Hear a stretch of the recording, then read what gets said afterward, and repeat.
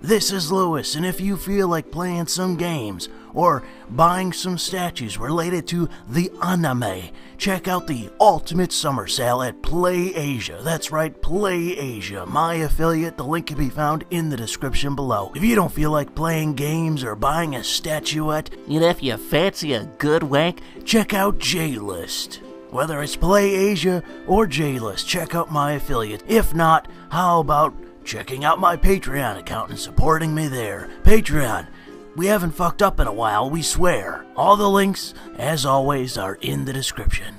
So this is Louis, and I thought I would talk a little bit about the fact that Alex Jones showed up in Washington to disrupt and question people attending the current congressional hearings related to the tech industry. Google didn't show up. It was Facebook and Twitter that showed up and were questioned by Congress, and the questions related pretty much to their favorite flavor in relation to gum, whether they consider themselves to be good people or not, if they like kittens or dogs, puppies, which do they prefer. Mainly questions that are completely innocuous, of which boilerplate responses can just be given in response to them. I haven't seen one example of a hard question asked of them that showed up. Google just no-showed, which kind of shows you how much they take it seriously for them to show up to these congressional hearings when they don't.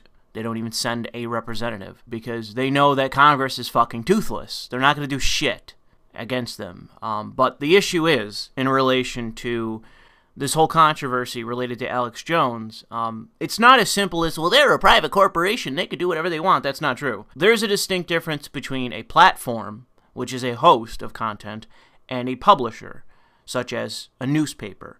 There's a difference, legally speaking, in those two entities. And with Facebook, Twitter, the rest, this is one of the biggest legal questions in relation to their platforms. Are they a platform still, or are they a publisher? Because in relation to legal standards, they don't actually have the capacity to just curate all their fucking content on their platform. Because then it begs the question. The only entities that do that are publishers. Publishers curate their content. Anything that you put out is then technically you publishing it. And then you are then liable for all of it. So if I publish something that's defamatory in the New York Times, you don't sue me. Or maybe you sue me, but you also sue the New York Times as a publisher.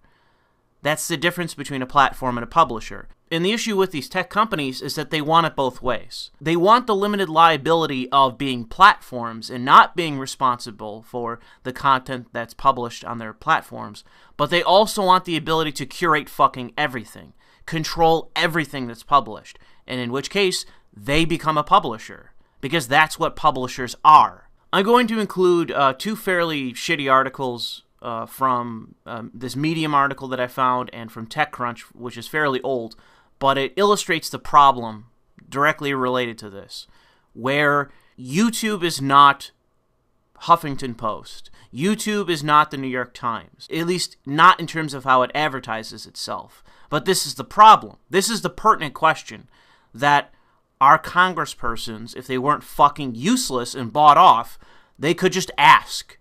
They could just ask. And what it requires then is for certain entities to sue YouTube and to sue Facebook and to sue Twitter as a publisher. It requires that to be the case. And for a judge to then say whether they actually have that responsibility or not, legally, if they are liable for content that is published on their platform. If they are found to be liable, then they are a publisher. If they're not, then they are a platform. But the problem is that no one is currently holding them to that standard. No one is actually forcing them to define, legally speaking, what they are. By all appearances, honestly, they are platforms. They are not publishers. They are platforms. But because they're banning currently the right people, they're censoring the right people with the wrong kind of politics, they're getting away with it. And that's the issue of Alex Jones. That's why I choose to, fall in line with the issue of defending his speech, because I rightly understand that this is a company acting in a way that it shouldn't be. It's curating, otherwise known as censoring, content that they should not be censoring, because it's not actually violating their terms of service. It's just speech they don't like and feel the need to censor because they want to be a publisher. They want to dictate the terms of what is actually published on their platform, not in terms of the content itself, in terms of, because again, all they would have to do then is publish a terms of service that says no conservative speakers. We only accept progressive politics. If you publish anything that does not fit within our Overton window of progressive politics, you are subject to be removed. These are massive, multi-billion-dollar organizations that have global reach. And if they just admit their partisanship, then they're then confronted with that. It's very hard to be a multi-billion-dollar international or multinational company and be completely openly partisan. That isn't easy to get away with, because you then become the natural enemy of anyone that is not part of that political group. They understand fully that you're going to always act in a partisan manner, and you're not a fashion company. You're not a flower shop. You're not a wedding cake bakery. You're a platform by which that people can communicate with other people and publish their own works that they are legally liable for. If I publish something that's defamatory or that is violating somebody else's copyright, I am liable for that. YouTube is not.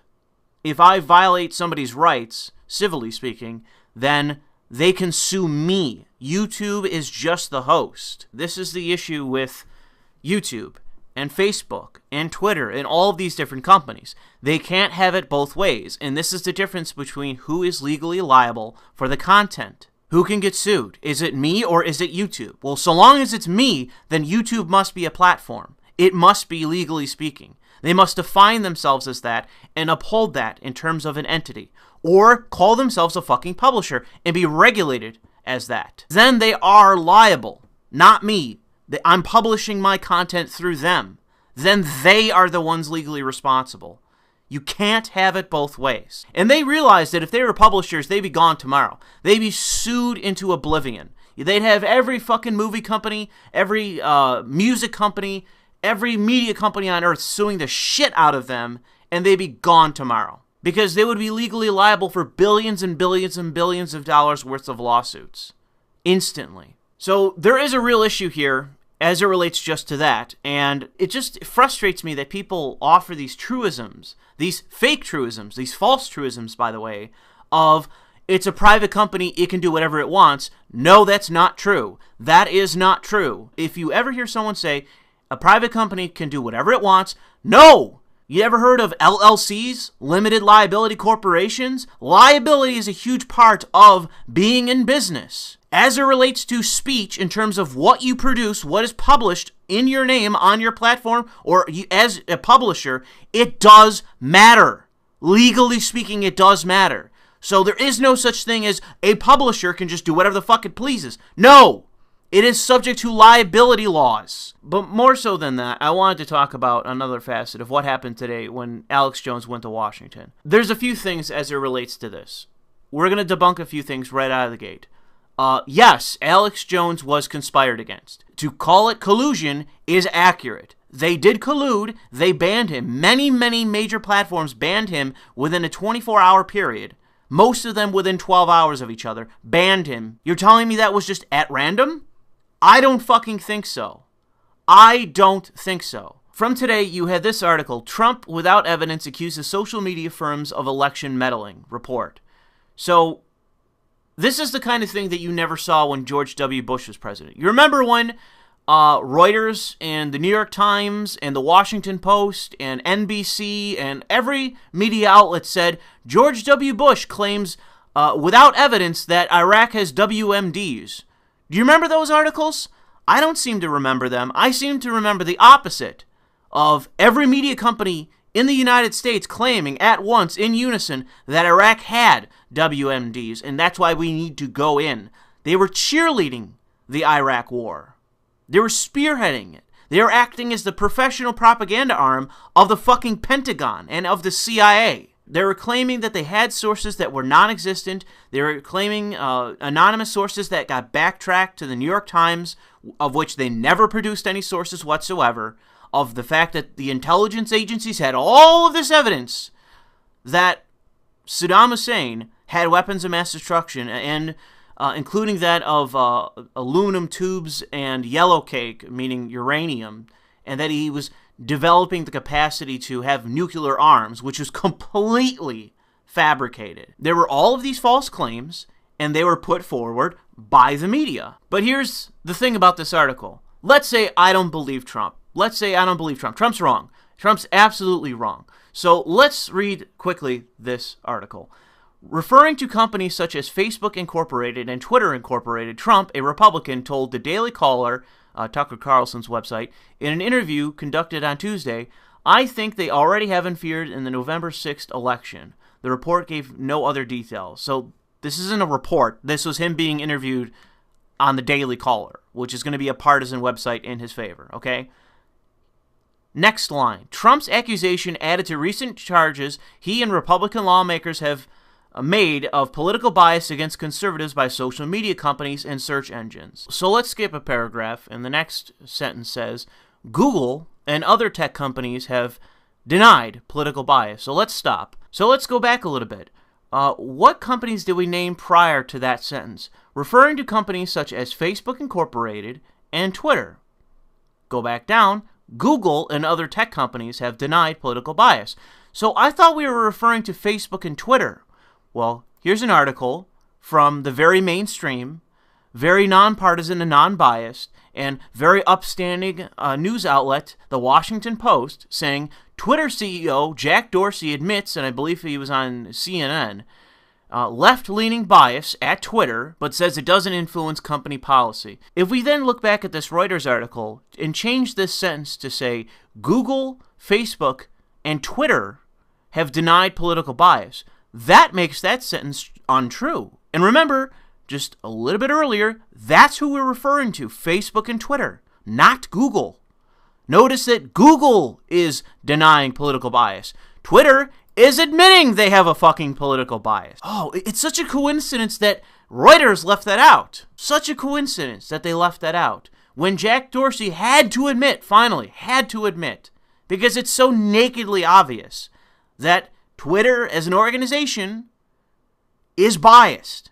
It is a biased platform. They're struggling to deny the fact that they are actually a publisher. They are a biased publisher with an agenda, with partisanship in mind, and that is how they are utilizing their terms of service. Even today, Jack Dorsey went in front of Congress and said that his terms of service and their community standards were absolute dog shit. Admitted that to Congress. Just admitted, yeah, they're terrible. They're awful. They're illegible. They're worthless.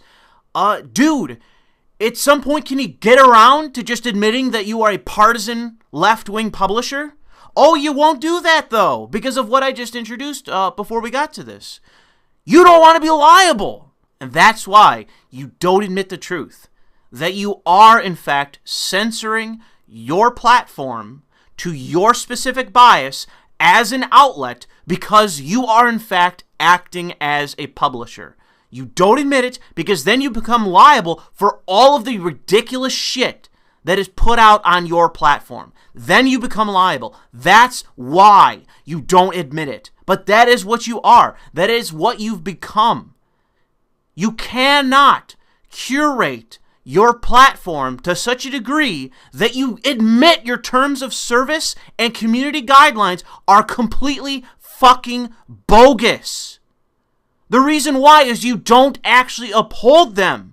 You don't uphold them. You are not an unbiased or neutral actor. You are partisan. You are biased. You curate based on the political bias of your employees.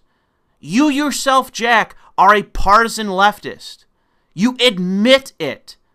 You are not a neutral outlet. You are, in fact, a partisan one. You are curating your platform as a publisher, legally speaking, and it is increasingly becoming undeniable. That is why you have to faceplant in front of fucking Congress, because it's so obvious. It is undeniable. You don't act based on your own rules. You don't uphold your own fucking standards. You ban people willy-nilly for no other reason than you don't like them on your platform. You don't like their speech, you don't agree with their political ideas, and that's why you're getting rid of them. I don't understand why I am capable of saying this, and every fucking elected cocksucker in Washington is unable.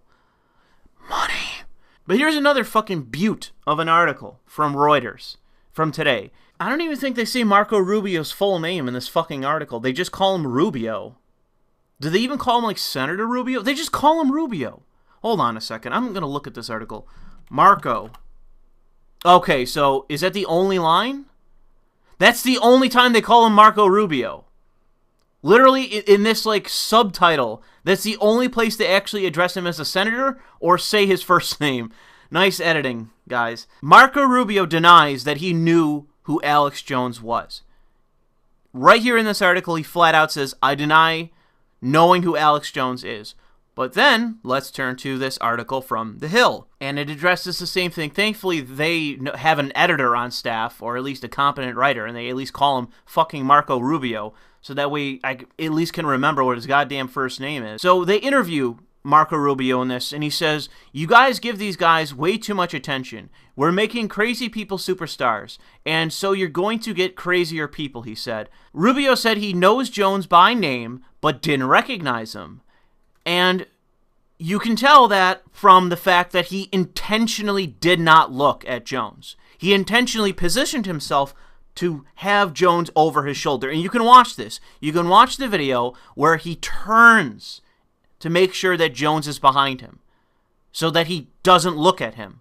The reason why is he's trying to pretend he doesn't know who he's looking at. And he absolutely does. Marco Rubio absolutely knew who he was looking at, and it was Alex Jones. I guarantee you a staffer told him that Jones was there. I guarantee you he was told of that. Because everyone knows that Alex Jones is a shit stirrer. They know he's provocative. They know he's bombastic, and they were aware because he broadcasted it everywhere, and I saw a whole shitload of outlets talk about this, including The Hill. I saw an article from The Hill talking about the fact that Jones was in Washington. But let's keep reading. I see some scrubby guy walk up to me, step to me, acting all crazy. I didn't know who he was. I knew the name. I know all the crazy stuff. So he knows about Alex Jones. He just doesn't, for whatever reason, doesn't know what he looks like. Even though with Alex Jones, they plaster his image everywhere. Every article about him has his face on the fucking article. Every single fucking one. With the exception of this one, in fact. This is the only one where it has just Marco Rubio on it. But what's amazing about this interaction isn't Jones's bombastic attitude, which is the thing that I can't stand of when people talk about this. Of, oh, he's being inappropriate. Oh, I don't like his behavior. Oh, I don't like what he says. I don't like how he acts. You know, oh, I don't like his beard. I don't like that he's sweaty. I don't like his physical appearance. Well, what did he say? What did he say to Marco Rubio? What did Alex Jones say to him? But what about the Democrats purging conservatives? She's not answering. Just the Republicans are acting like it isn't happening. Thank God Trump is. Well, but Weird. Oh, yeah, it's really weird. There's no purge of conservatives. There's no shadow banning of members of Congress. Bias in social media? Yeah, who's this guy? We deplatformed him. Are you concerned about bias in social media? Well, I think the bigger bias is against freedom of expression. Everybody should be. There's a look. It's happening here. It's happening here, but you say I don't exist. Then a heckler at a press again. Look at this guy. He's saying that I don't exist. You're not familiar with I just don't know who you are, man. I don't read your website. Sure, and they demonize me in these very hearings, and then he plays dumb. Here's the question. Infowars.com, you know what it is. Oh, well. And you're here and you're speaking. I mean, this is America. So how is your speech being silenced? They're trying to block me from live streams. We have one more left on Twitter. They took down all the others, had millions of viewers, 20 million subscribers. They just took all that. Now they're lobbying in these very hearings to take me off final platforms. And then they bring up, quote, fake news in these things and claim anybody they disagree with is fake news. Just like he's saying China does, they're doing it. Why are you giving this guy airtime? Oh, see? Oh, the left. Why are you giving this guy airtime? It's like we do everyone. Because it's what it's all about. The left doesn't want free speech. They're about deplatforming. Don't do this. Where's Posobiec? I don't want to see because he always knows where to go. Don't give this guy airtime. Are you aware of what's happening with conservatives being censored on social media?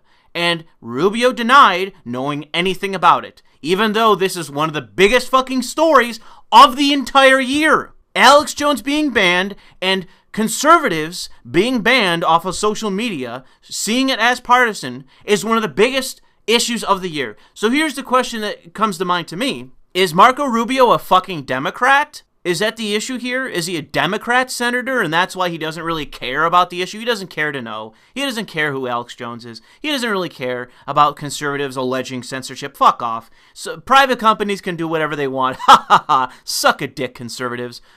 No, he's supposed to be a Republican. Let me check this Republican response to the fucking Dems. So, Marco Rubio is a Republican, but he doesn't care about Republicans being banned and censored off of the largest platforms in the world. It kind of, I just don't really seem to understand. This is really begging the question, isn't it? Like, I would imagine that conservatives wouldn't want to see fellow conservatives banned off of every major platform in the world to which they have the most reach out of any other platform. You would think that Republicans and conservatives would know about that, would be concerned about that, would be in favor of free speech as a principle, and would be concerned about the issue of whether you actually have any rights on social media or not, or if you being banned for political reasons is you being censored or not, and if that violates your rights. Is that just something about modern conservatism that I'm unaware of, where you don't care about the Constitution, where you don't care about American rights and civil rights? You don't actually care about what's written in that thing known as the Bill of Rights ratified with the Constitution, 1791, indivisible with the actual ratification of the actual Constitution. The fact that they are indivisible, that in order for the government to exist, it must be so that it is guaranteeing our rights as citizens. There is no separation between the government and the enforcement and protection of our rights. That's the fucking point. You would think a fucking sitting senator would be concerned about that. But I'm sorry, I'm actually not a conservative, so I wouldn't know. For those of you that are my conservative listeners, you might have to hold my hand. You might actually have to hold my hand and inform me of what it means to be a conservative, because apparently civil liberties and guaranteed rights aren't important to being conservative. A sitting senator who is a Republican, who just ran for president and got his ass whooped, by the way, by Trump. Got his ass whooped by Trump. I don't understand why conservative sitting senators don't actually give a shit about censorship.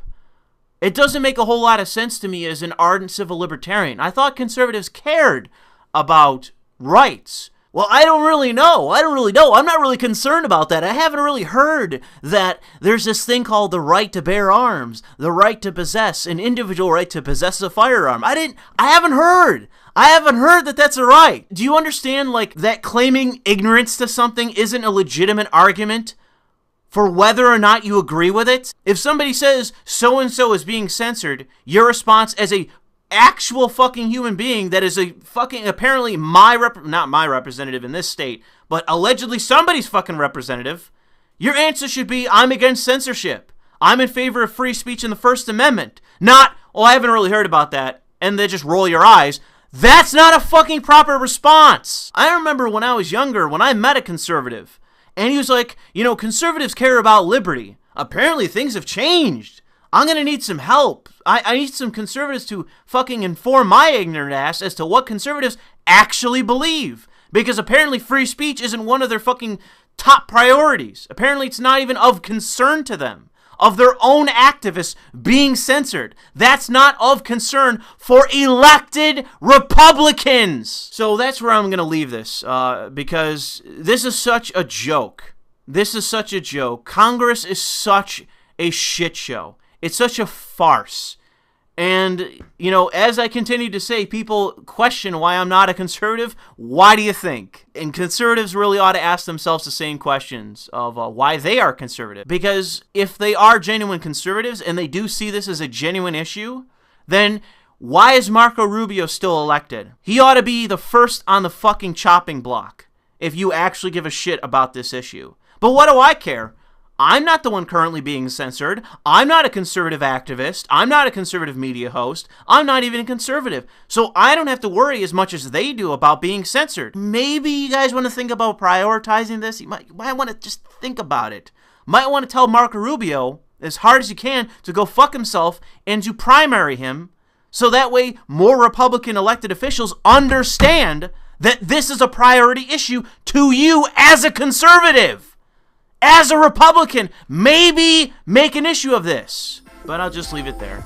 Thanks for listening.